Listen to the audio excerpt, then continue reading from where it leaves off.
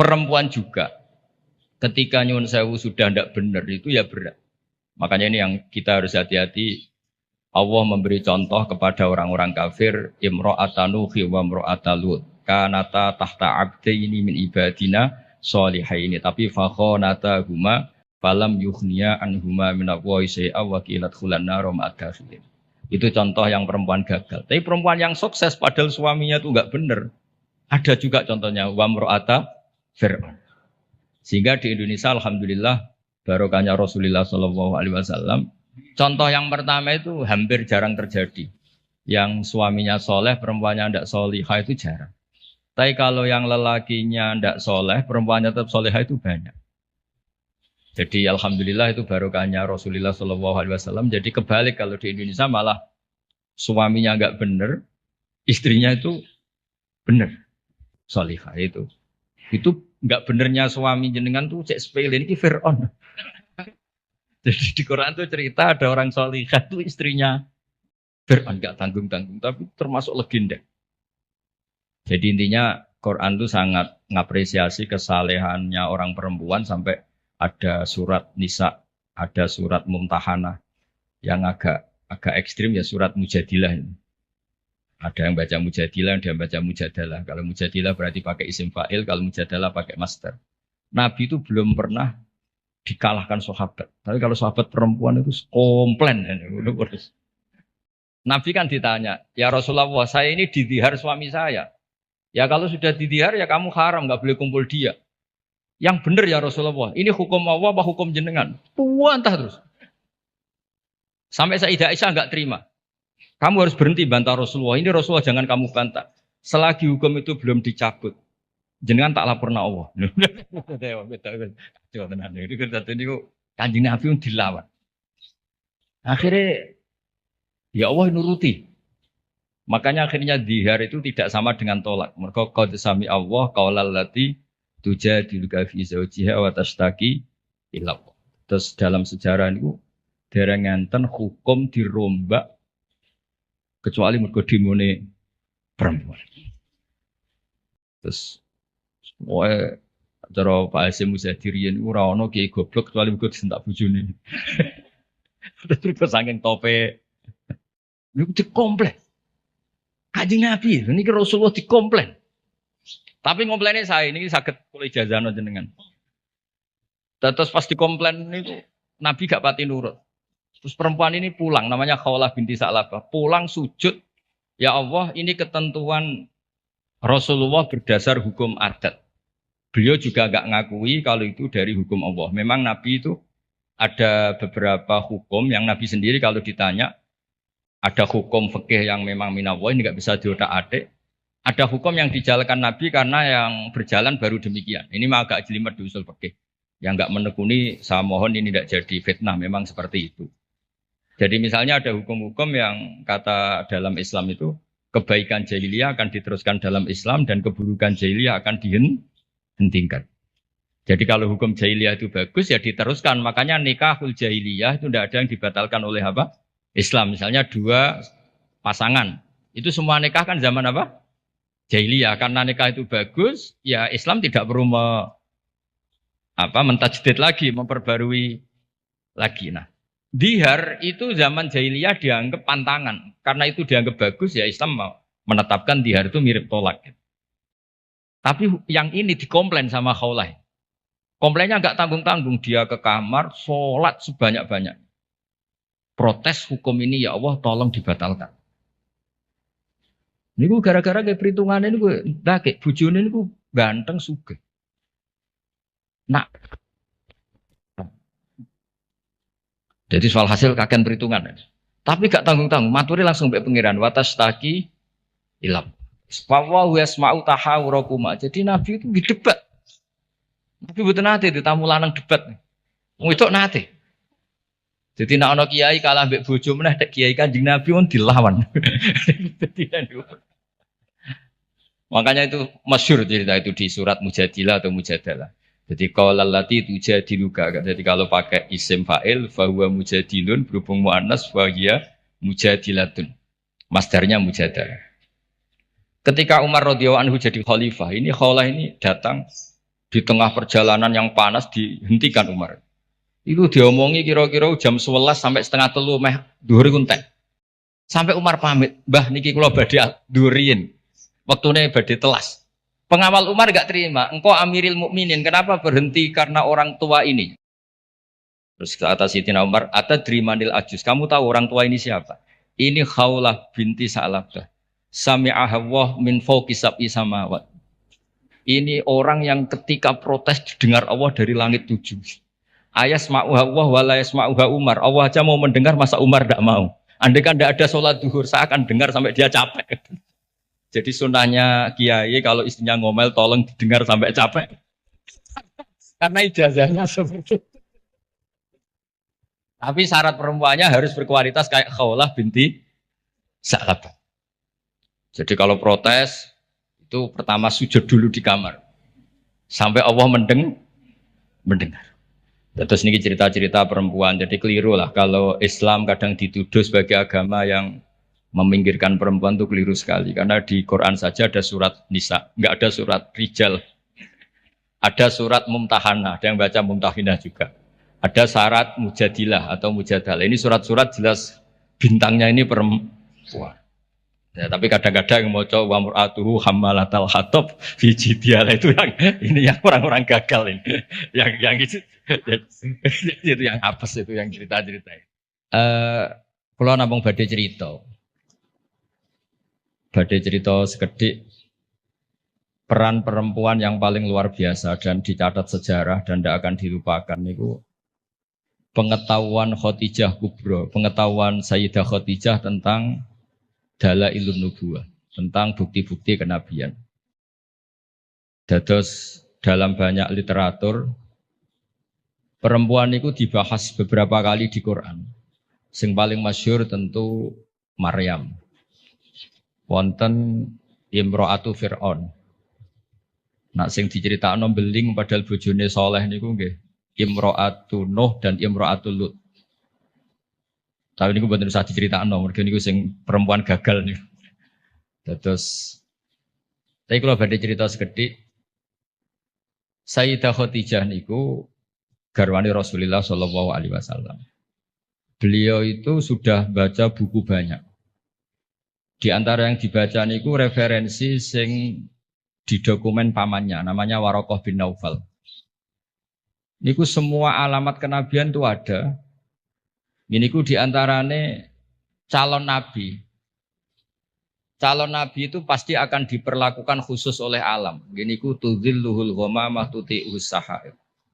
Sehingga beliau nyuruh pembantunya namanya Maisarah. Maisarah itu nama lelaki. Kalau di Arab Maisarah itu nama apa? Lelaki. Niku dikan ngawal nabi perjalanan teng Syam. Terus semua kriteria kenabian itu ada pada diri Rasulullah Shallallahu Alaihi Wasallam. Singkat cerita akhirnya beliau yakin, terus ngelamar. Terus riyen niku sing nglamar niku Khadijah. Lane Mbah Mun sering guyon niku alamate ulama iku warasatul anbiya niku kudune disenengi wong wedok aja seneng. Dadi disenengi iku gagah. Riyen Nabi Yusuf disenengi Zulaikha, Kanjeng Nabi disenengi Khadijah. Nak seneng sering kecewa. Singkat cerita, setelah 15 tahun menikah, karena Nabi umur 25, Sayyidah Khadijah umur 40, 15 tahun menanti ini mboten jelas mengarah ke calon Nabi. Jadi alamat itu kok tidak muncul lagi. Singkat cerita, pas Nabi Yusuf 40, Nabi kaget, angsal wahyu, disebut Fazi'ah itu kaget. Akhirnya cerita tentang Khadijah. Sausé cerita tentang Khadijah ini sing agak unik. Dari sekian kriteria kenabian itu ditulis di buku. Tapi ada yang dipunyai hanya oleh perempuan. Terus para peneliti lelaki itu tidak punya, yang punya itu hanya perempuan dokumennya. Ketika sudah jadi nabi ini Khadijah matur, ya Rasulullah atau ya Zauji itu masih panggil ya Zauji. Nanti kalau teman kamu Jibril datang bilang ke saya. Walhasil malaikat Jibril ini rawuh. Ketika malaikat Jibril rawuh niki radi agak-agak gimana nih? Faka syafat ansaubiha. Mboten usah pikiran sing macam-macam. Barang sebagian tubuhnya dibuka, Khadijah tangkel. Jibril masih. Jare Nabi lari. Terus ditutup malih, ditanya. Jibril ijek. Sekarang datang lagi. Ternyata di antara dokumen yang dipunyai Sayyidah Khadijah, kalau Muhammad ini Nabi betul, maka malaikat itu cirinya, kalau melihat aurat perempuan itu lari. Makanya ini dokumen hanya khusus perempuan. Padahal Khadijah ini tidak tahu malaikat tidak tahu. Dan Nabi juga agak ngerti kalau posisinya dites. Jadi Nabi pas santai-santai mbek Khadijah bilang, engkau nak kancamu teko. Kalau mengistilahkan sahih hukum, kalau yang memberi wahyu kamu datang, bilang ke saya. Itu bukti seakurat-akuratnya. Kalau seorang nabi itu ummi itu makun tata terimal kita bualal iman, nabi ada tahu. Tapi definisi kenabian itu orang lain tahu semua. Maka kata para ulama, hampir semua ulama, andekan tareh itu menulis awaluman amana mutlakon, itu yang menang Khadijah, bukan Abu Bakar. Jadi partai perempuan yang menang. Jadi andekan cara penulisan sejarah itu siapa yang pertama iman secara mutlak, tidak melihat kelompok dan golongan, pasti yang menang itu Khadijah, seorang perempuan. Mau ini sing ngundang ibunya itu dia menang no partai perempuan. Dari kula ini rada wedi. Nggih, sing jelas niki pertama dan terakhir kula nuruti mbah kula Mbah Jamil kalah tuwa. Nek karena saake muslimat. Saya itu diundang muslimat pusat beberapa kali dereng muni yo, ketoke kok ora ono sing luwih tuwa, dadi saged bali lho. Dadi dereng kula turuti hingga detik ini ketoke ora ono sing luwih tuwa dadi. Tapi nak diundang wong sepuh kan saged ngancam sithik-sithik.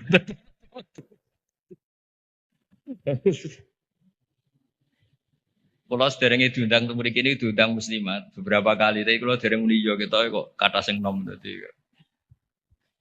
Nggih mbah mun dereng sepuh, Mbah Jamil buyut mek kula boten mbah, cuma kok bahasa buyut boten pati lazim dadi wong niku dulure buyut kula boten Mbah Malih pun buyut. Kula tak cerita. Jadi awaluman amana mutlakon itu harusnya Khadijah. Karena pertama yang diceritani kalau seorang nabi adalah Muhammad, bahkan sebelum nikah. Niku piyambake nikahi Kanjeng Nabi berdasar itu calon nabi karena beliau lama sekali belajar mbek Waraqah bin Naufal. Nah ini yang punya-punya juga harus tetap membaca.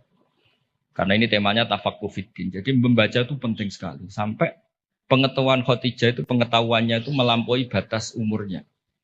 Beliau menikahi Kanjeng Nabi berdasar referensi itu. Ketika yakin kalau Nabi adalah seorang Nabi, punya cara sendiri. Sehingga terus kata ulama, ketoke kok ora sopan wong wedok kok nomor 1, terus ditareh itu diistilahkan awaluman amana minar rijal Abu Bakar, wa minan nisa Khadijah, wa minas sibyan Ali, wa minal mawali Zaid bin Harisah. Niku empun bahasa yang dipoles dengan kesopanan karena ketoke wong wedok kok nomor 1 kurang etis, terus partai minar rijal Abu Bakar, minan nisa Khadijah, minas sibyan itu Ali, minal mawali itu Zaid bin Harisah. Tapi andekan sejarah itu ditulis tanpa melihat golongan, tidak pakai kelompok lelaki, kelompok perempuan, kelompok anak-anak, pasti yang menang itu Khadijah. Jadi ini keunggulan perempuan. Tapi ada sisi lain yang mungkin ibu-ibu gak siap. Tafaqquh fiddin itu, Nabi itu istrinya banyak. Makanya benar Gus Yasin tadi, kalau tanya tugasnya punya ya apa? Yang proteksi suaminya kayak gitu. Saya pernah baca di kitab Fathul Bari, kenapa Nabi itu istrinya banyak? Itu diantaranya itu karena perempuan tuh orang paling nekat menceritakan jeleknya suami. Jadi kalau Nabi itu istrinya banyak, kalau beliau tidak soleh betul, pasti konangan. Karena perempuan pasti gak canggung-canggung menceritakan jeleknya suami.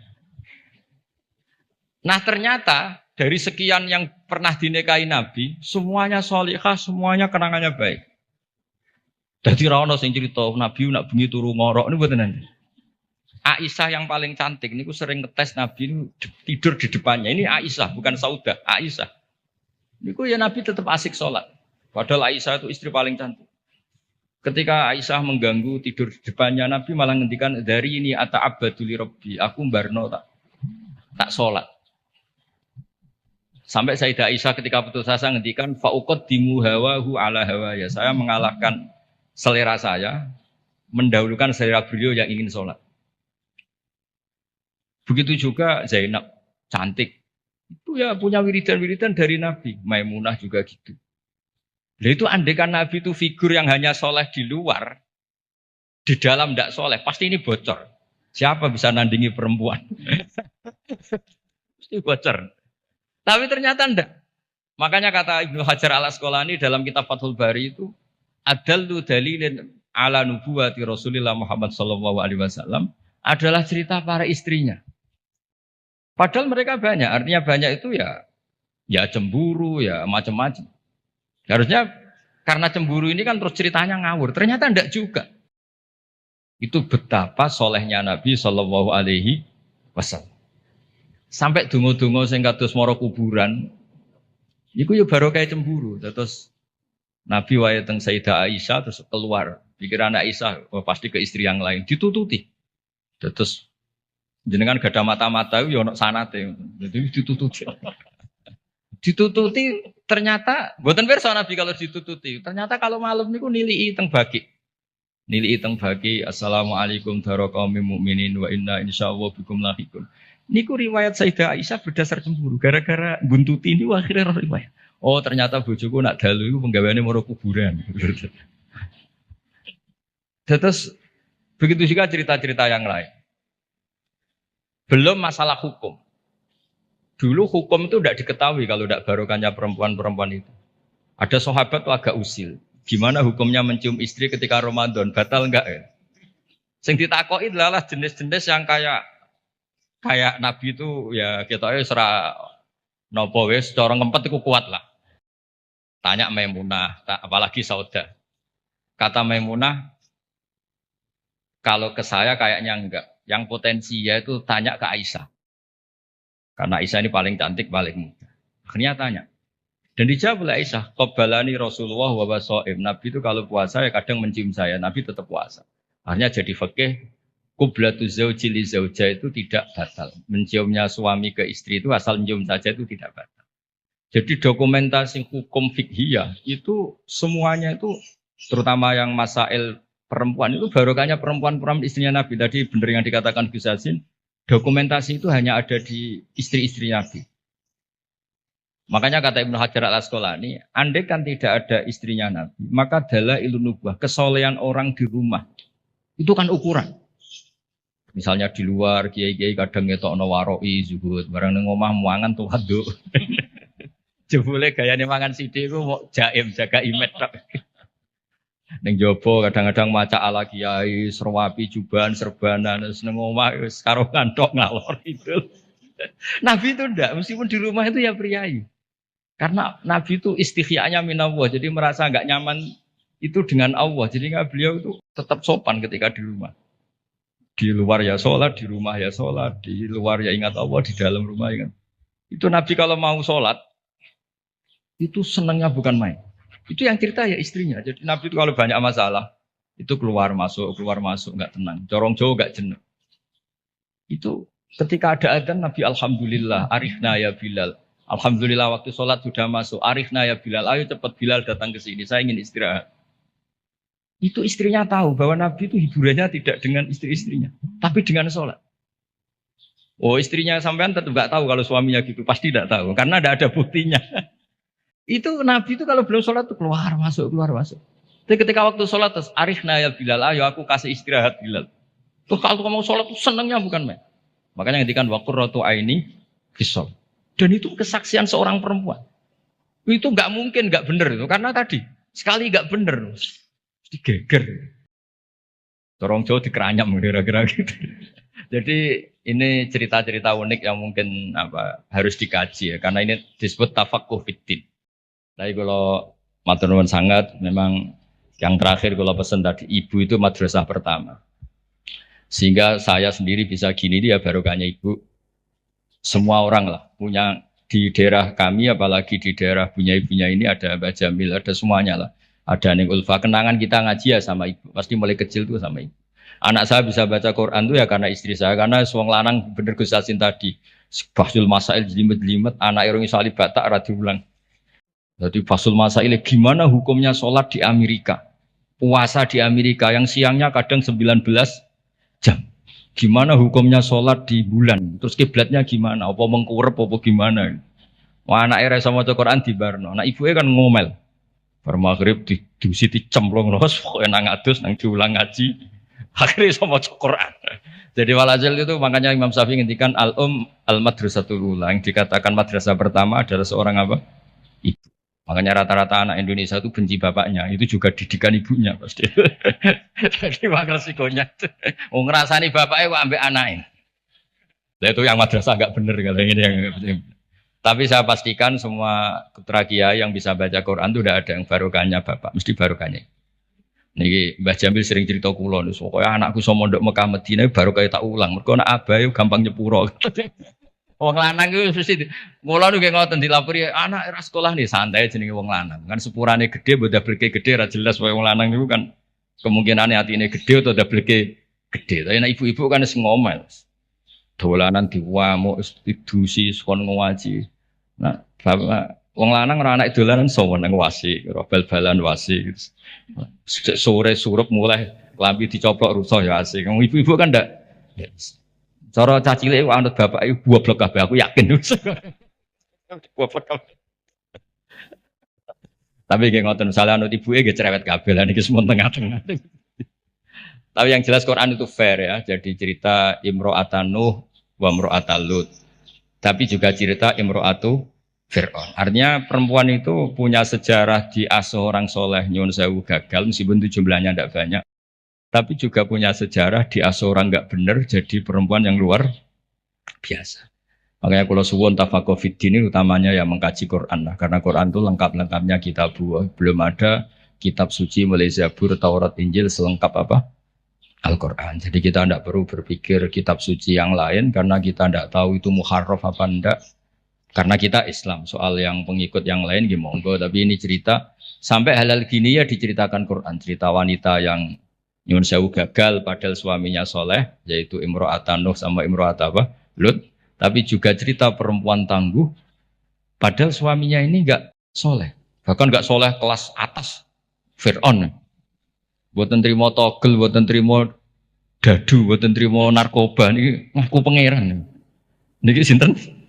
Ewa semono niku nggih bojo solihah.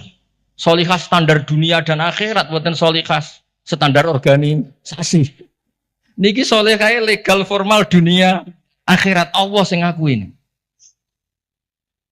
Ini kan luar biasa. Terus yang terakhir kalau cerita kersane untuk Barokah Asma binti Abi Bakar. Niku Nabi mau hijrah, andai kan nggak ngelibatkan perempuan itu udah bisa.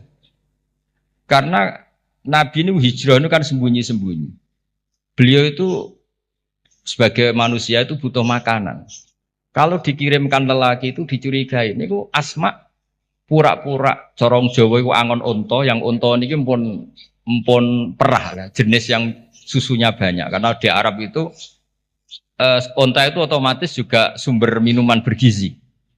Niku pura-pura angon. Ternyata angonnya itu di kawasan yang dipakai sembunyi Kanjeng Nabi dan siapa? Abu Bakar. Dan jenenge wong wedok bener Gus Yasin tadi. Iku abah mangan ta ora, Kanjeng Nabi mangan ta ora. Dadi yo nggawa bekal, digawono daharan, digawono roti macam-macam.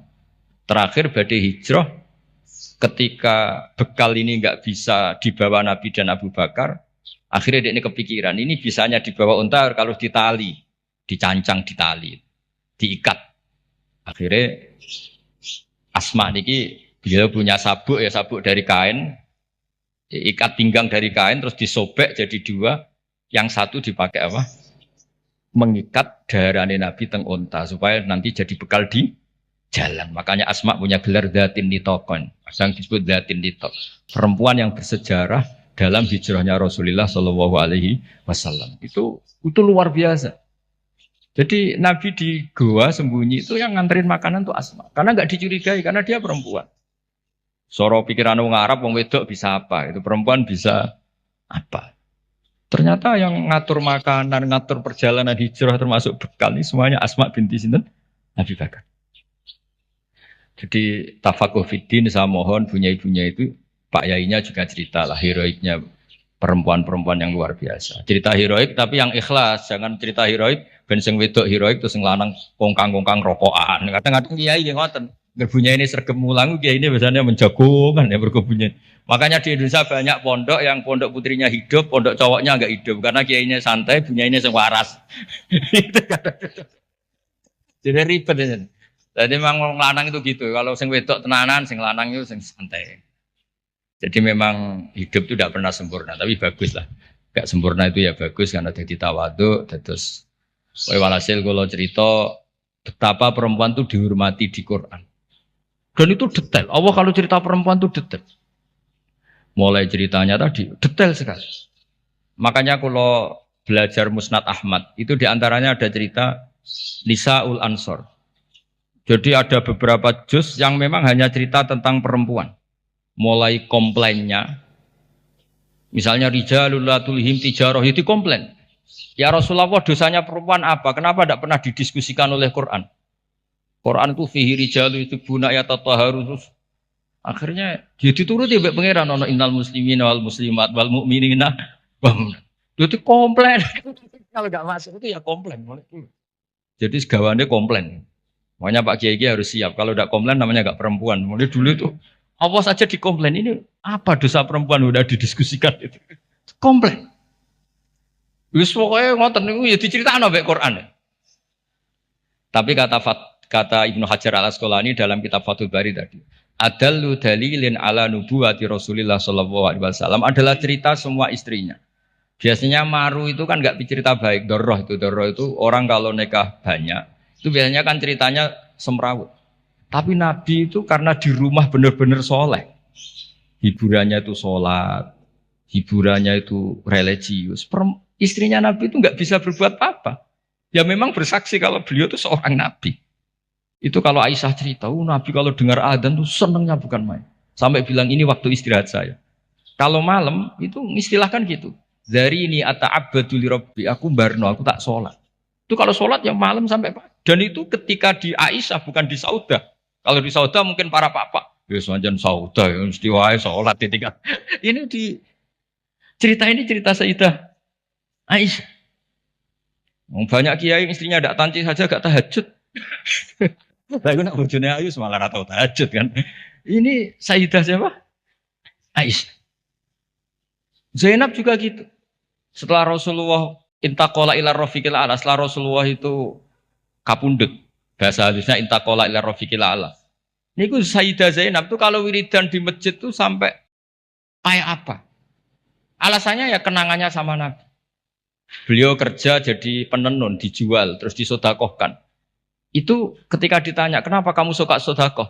Kata Nabi, yang paling cepat nyusul saya itu, yang paling sering apa? Sodakoh. Jadi semua, itu andaikan Nabi jadi figur yang nggak benar di dalam, itu pasti kenangan itu nggak terungkap. Tapi karena figur Nabi itu soleh di luar dan soleh di dalam, sehingga istri sebanyak itu kenangannya semuanya baik. Jadi intinya Islam juga mencatat kesaksian nubuah itu adalah sebagian besar juga dari seorang apa? Perempuan, termasuk dari Khadijah Kubra tadi. Jadi beliau menyuruh Maisarah itu Nabi ketika umur 25 tahun. Beliau sudah tahu kalau itu calon Nabi. Mutus Maisarah. Dan beliau memutuskan nikah dengan Nabi juga berdasar referensi itu. Makanya kata ulama, andekan awaluman amanah ditulis mutlakon tanpa embel-embel minar rijal, minan nisa, minar sibyan, maka pasti itu Khadijah. Tapi kalau jenengan mungkin terjemahnya pasti itu perempuan. Pasti itu Khadijah. Tapi kalau sampean kayak yang suka pasti itu perempuan. Tapi yang benar dalam sejarah pasti itu Khadijah, dan Khadijah itu seorang perempuan. Ini buatan maklaran tapi memang itu fakta. Banyak ngoten. Tapi ya perempuan ya tetap perempuan. Tapi Khadijah bisa gitu tuh baru kayak wong lanang. Jadi Warokoh bin Naufal. Makanya ada yang bilang ya Warokoh Khadijah pinter ngono itu mergo diulang Warokoh. Tapi Warokoh tetap kalah satu. Ketika Nabi jadi Nabi, orang pertama yang diceritain itu Khadijah bukan Warokoh. Wong kalian terus ulama debat itu Basul Masail lah kira-kira itu. Sekolah pokoknya partai Warokoh, monggo ibu-ibu partai sinten Khadijah. Tapi yang didokumentasi secara akhlak kita sebenarnya sopan kabeh disebut awaluman amana minar rijal Abu Bakar wa minan nisa Khadijah wa minas sibyan Ali wa minal mawali Zaid bin Harisa supaya semuanya awal. Kayak model sekarang lah, kayak ketua NU itu kan tidak ada wakil. Soalnya ki sepuh kok wakil gak ngergani kan ketua. Itu juga bagian dari adab. Kan gak etis kan misalnya ketuanya siapa terus wakilnya ternyata ki alim sepuh, wakilnya wong alim kok wakil, sepuh kok wakil. Sekarang di struktur organisasi kan semuanya kan ketua. Jadi kayak ya di PBNU, di PP, ya semuanya modelnya gitu. Itu termasuk terinspirasi tadi untuk mengukur awaluman amanah supaya semuanya awal disebut awaluman amanah apa? Minar rijal, terus Abu Bakar wa minan nisa, terus wa minas sibyan, terus wa minal mawal. Nggih, ngoten ngapunten ingkang kathah. Assalamualaikum warahmatullahi wabarakatuh.